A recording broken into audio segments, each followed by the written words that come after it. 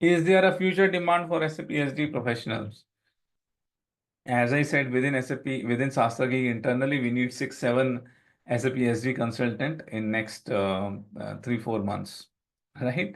So SAP SD, because you try to understand, every company do the business to generate the profits.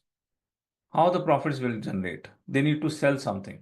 If they are selling something, it means that every business is there to sell. They are selling products, they are selling services, but they are selling something. They are selling financial equipments, financial services, they are selling software, but the sales is included. For all of this big company, middle tier companies and the big companies to manage their operation, they require these ERP tools and they require this basic core module.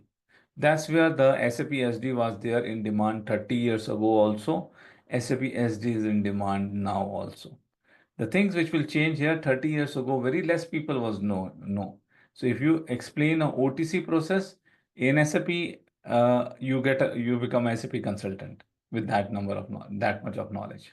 Now, because a lot of people already know it, so you need to go a little deeper and you need to go and deeper into the concept. You get some deeper and strong knowledge. If you can get this knowledge, the future demand for SAP SD is very good. I don't see it will lower down.